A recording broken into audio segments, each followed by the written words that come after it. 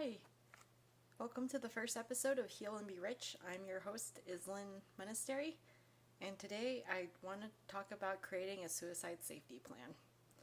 Now, I myself have used the suicide safety plan, and it's incredibly helpful.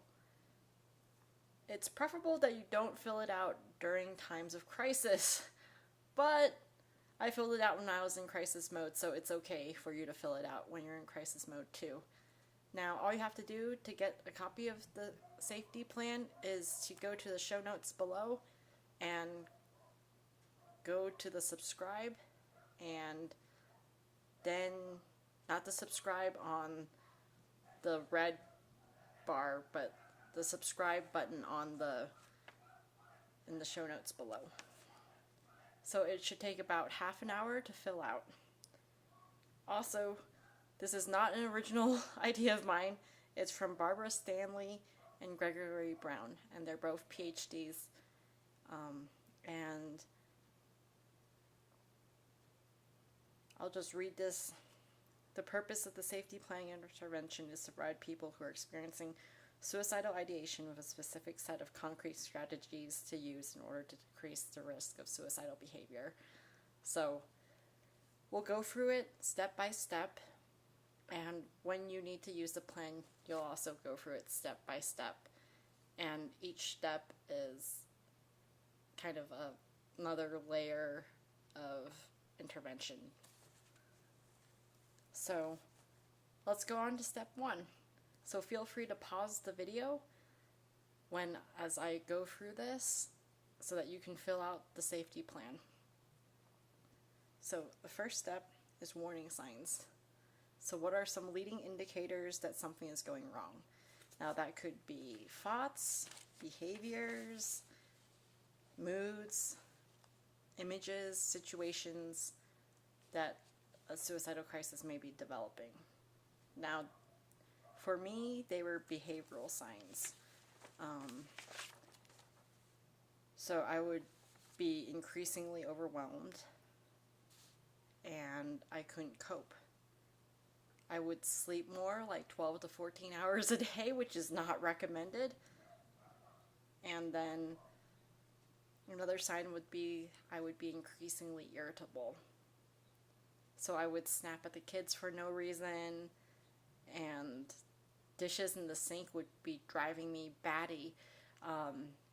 But it was small things that were just getting on my nerves that I knew that I was really overwhelmed. And the fact that I was sleeping a lot and I was irritable. Now the trifecta of those three behaviors knew that I was on my way to a suicidal crisis. So I was overwhelmed and I couldn't cope. And I was isolating myself from the kids by playing on my phone too much. So that's how I knew that I was on the path. Now feel free to pause the video here and fill out step one. So what are your warning signs? What are your thoughts, images, moods, situation, or behavior that a crisis may be developing? So feel free to pause the video and write it out. In my example suicide safety plan that you'll get when you subscribe, in the show notes, I have an example filled out so that can help you as well. So step two is internal coping strategies. Now what that really means is what are the things that you can do by yourself without consulting anyone else, without going to anybody else. Things that you can do to take your mind off your problems without contacting someone else. And so for me, that would be meditating, walking, and having breathing techniques. So I really like the free Insight timer app on the Apple App Store. That really helps me. I'm just going to share a couple of my favorite meditations. I really like Sources of Life, Guitar and Strings from Hawaii Healing Music. That really helps me calm down and even out my breathing. Another method for me is walking. So just walking around the neighborhood, getting to enjoy nature, and just having that bilateral movement, that the walking back and forth between your left and right legs, that helps stimulate the left and right parts of your brain. Or should I say the right and left parts of your brain, so that you can get a sense of emotional regulation by walking. And finally, there's also breathing exercises. There's one I like called the Wim Hof method, and that's when you take 30 power breaths and have one recovery breath. So I would recommend going to the wimhofmethod.com and checking that out. It's also in the show notes. Now, if you've gone through steps 1 and steps 2 and you can't cope with the suicidal thoughts, you go into step 3. Now, feel free to take a pause here and write down what you're going to do for your coping strategies without contacting anybody for step 2. Feel free to take a breather and write down your answers. Step 3. Now, in step 3, you think of people and social settings that can provide some distraction. Now, in this step, you don't necessarily have to ask the people that you're asking for distraction. You don't have to ask them for help. But these people help you distract from the situation and take your mind off the situation. So in step 3, you look at people who are helping you to distract. And then there's also, going to a certain place, provided you're not, speeding in your car or something like that. But you can also get in your car or walk to somewhere to experience a different social vibe, and that might get you off of your suicidal thoughts. So for me, it's going into a coffee shop or a library or the park. There's only 2 places you can put down, but you can also put down more places if you want to go to different places. So I enjoy going to the coffee shop because there's a different vibe at the coffee shop. Even if I don't talk to anyone, you can feel there's a difference and a change in the setting that you wouldn't get at home. So that's one place you can go. Another place is going to the library, which I find really relaxing in a sense, because for me, when I was a kid, that would be the place I would go to calm down. So just figure out where are the places that you would go to calm down and change the social environment so that you can get your mind off of your suicidal thoughts. So I encourage you now to take a pause in the video and write down where are the places to go to distract yourself, where are the people to talk to distract yourself. Now in step 4, you can now go to people for help. You can actively tell these people, yes, I'm having suicidal thoughts and I need help. That's step 4. So for me, that would be my husband and my therapist. If you have a good enough relationship with your best friend, you can also talk to her about, you're having suicidal thoughts, you need to distract, or you need to have some help.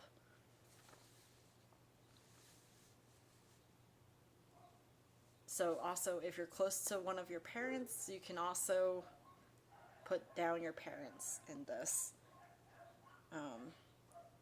So when you're actually in crisis, these are the people that you tell, yes, I'm having suicidal thoughts, I need help. Can you help comfort me? Can you help do something so that I can get my mind off these thoughts? And sometimes sitting down and just talking to these folks for 15 minutes might be enough to avert a suicidal crisis. Sometimes you just need somebody to be there for you and to tell you everything's going to be okay. And that's all right. You don't need to, go crazy here and, do whatever you're going to do in your suicidal thoughts. You can go to somebody and just ask for help. And that's okay. So in step 4, write down the names of 3 people that you can go to ask for help. Now take a pause and write down the names of those 3 people. And, if you don't have them in your favorites contact list on your phone, you can write down their phone numbers too. Now, in step 5, we're going to escalate this further, and what are some professionals or agencies you can contact during a crisis? Now, you can talk to a medical professional. For me, I think I have my primary therapist down. That's my medical professional that I would turn to. So I would have their office phone, and most therapists hopefully will give you their cell phone number, and then you can text them when you're really in the middle of a crisis. In the U.S., there's a suicide prevention hotline.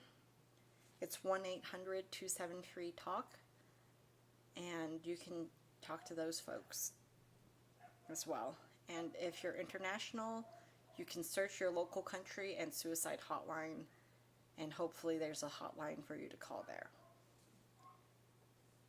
Now, feel free to take a pause in the video and write down the name of one medical professional you can contact in case you're really feeling suicidal and you've done steps 1 through 4 and you don't have any relief from your thoughts. Now, step 6. Now, sometimes I would recommend doing step 6 right away, especially if you're feeling really suicidal, is to make the environment safe. So for me, that's telling my husband to lock up my pills and also not going into the kitchen because I have a proclivity with knives when I am super suicidal. So needless to say, I stay out of the kitchen and make sure my husband has my prescription medications that I take to manage my conditions, so I don't do anything, that I would regret later. So that's how you'd make your environment safe. So that's how I would make my environment safe. So how would you make your environment safe? An example would be to not get in your car and drive, maybe, because you might speed and you might go on a road rage. So you just need to think about what are the ways to make the environment safe for you.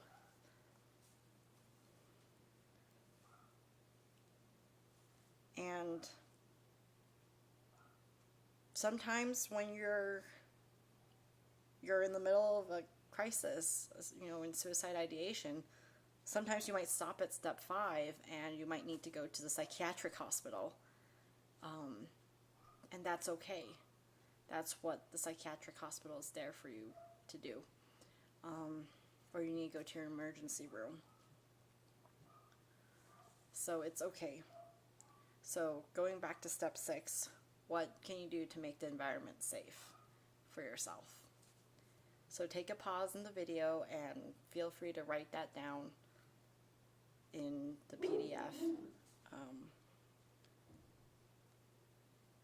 So now you've made the environment safe, you've gone through steps 1 through 6, and now step 7 is the one thing that's most important to me and worth living for.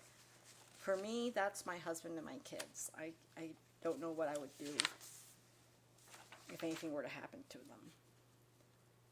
So it may be your family, it may be your friends, it may be even a pet. So just think of one thing that life is worth living for. And just keep that in mind when you're deep in a suicidal crisis. Like, what is life worth living for? So, I remember when I was suicidal, sometimes it would be something really simple, stupid. Like, sometimes it would be the curiosity of how a project would finish at work that would keep me going. Like, how would that project get wrapped up? I was curious to figure that one out, so I didn't kill myself. I mean, there's lots of different things that you can think about in this step. So what is one thing that life is worth living for? So feel free to take a pause in the video and write that down.